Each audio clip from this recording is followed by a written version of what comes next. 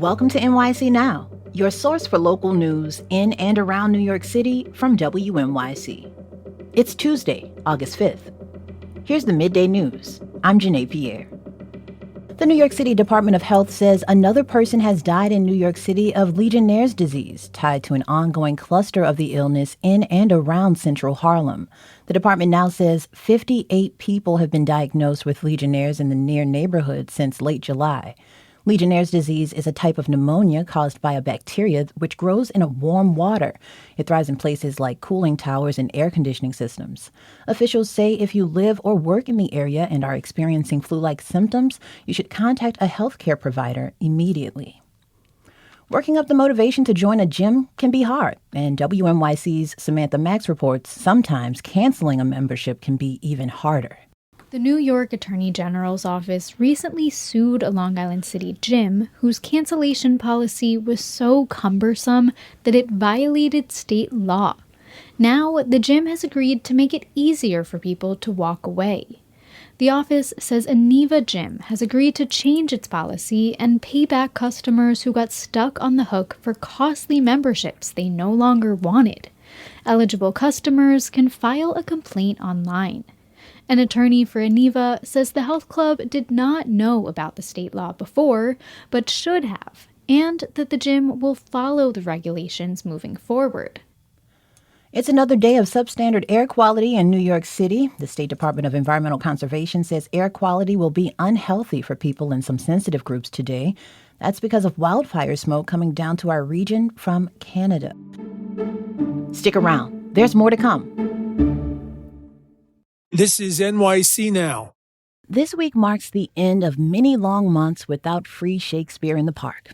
The beloved program's home, Central Park's Delacorte Theater, has been closed for 18 months for upgrades, but is welcoming theatergoers again this Thursday.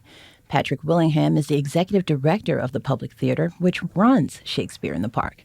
Good morning, Patrick. Welcome to the show. Good morning, Janae. I can't tell you how happy I am to be on public radio. I can't tell you how happy I am that Shakespeare in the Park is returning this week. So let's start here with the basics, shall we? There have been some really big changes to the space. Can you tell me about those changes at the new Delacorte Theater?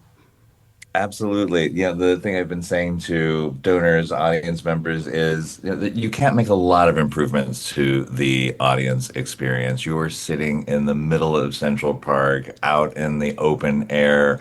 The moon rises over the set. Belvedere Castle is in the background. It's an absolutely glorious experience, and we didn't want to change any of that. However, what we did need to change was a quite dilapidated 60-year-old structure that had never had any major intervention. So we've dramatically increased accessibility. We've made it a much more user-friendly space for all the folks who actually work there, artists, technicians, etc. It's far more accessible. In the past, we had very limited accessibility for folks with mobility issues. We've now increased that dramatically throughout the whole venue. And quite frankly, the exterior experience coming into the theater now matches the incredible artistic experience that one has inside the theater. It just works better in the park. It's a much more elevated exterior, and I think is going to be very welcomed by audiences. Let's talk more about that artistic experience. This year's Free Shakespeare in the Park's production is Twelfth Night. For the unfamiliar, could you give a short summary of that? Yeah, Twelfth Night is going to be a fabulous production this year. We have an incredible cast starring Lupita Nyong'o, her younger brother Junior making his New York City stage premiere, Sandra Oh, Peter Dinklage, Daphne Rubin Vega, Jesse Tyler Ferguson. And Twelfth Night is just one of Shakespeare's most beloved plays. It is an absolute delight to folks who are stranded in a new land and having to discover their own way. So in some ways, it also touches a little bit on some of the immigration issues that we're facing now as a country. Can you talk a bit more about the approach to Twelfth Night that this production is taking?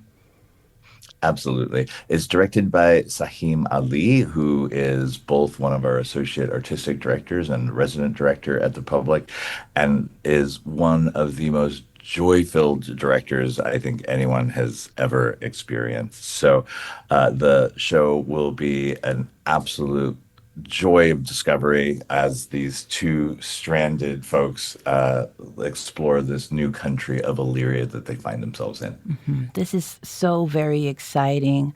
You talked about the cast, you talked about the show and its production, but I'm curious, how do you go about selecting the shows each and every season, and why this show this year? Well, part of the joy of Shakespeare is there's only 37 plays in the canon, so you have a limited selection. Yeah.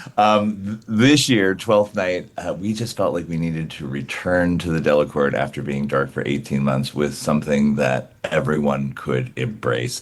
Twelfth Night is also a really special show in Shakespeare's canon because there is no character called Twelfth Night. It's not Romeo and Juliet. So there is a broad cast of characters. Each one beloved: Malvolio, Toby Belch, Viola, Sebastian. And so it was really important for us to assemble a great cast of actors who would be able to really stretch their wings for the city. Yeah. Obviously, this year's season is just kicking off, but what are you looking forward to in the years to come now that you have this new upgraded space? So it's a pretty short season this year because we were waiting for construction to end. Normally, we begin our season at the end of May. Next year, we're actually considering the second part of our grand reopening, and it's going to be really spectacular. We've got some interesting plays on the horizon. I'm not going to let the cat out of the bag quite yet. Please, just a little bit. I'll let a little teeny kitten out of the bag. Okay, I'll take it. Okay, good. The one of the things we are going to be doing is reactivating the space as sort of the civic spot that we have always considered it. You know, Free Shakespeare in the Park, we've performed for 6 million people over our 63-year existence. And the idea that this is in some ways a town hall for New Yorkers will be activated next year when we reboot our program called the Public Forum, where we ask thinkers, intellectuals, journalists to join us on stage as we reflect not only on the work that we're doing, but also its relevance to our time. So look forward to a very robust season next year and a really delightful program this year with 12th Night. Definitely. Patrick Willingham is the Public Theater's executive director. Patrick, thanks so much for your time. Thank you. Talk later. Bye. Thanks for listening. This is NYC Now from WNYC.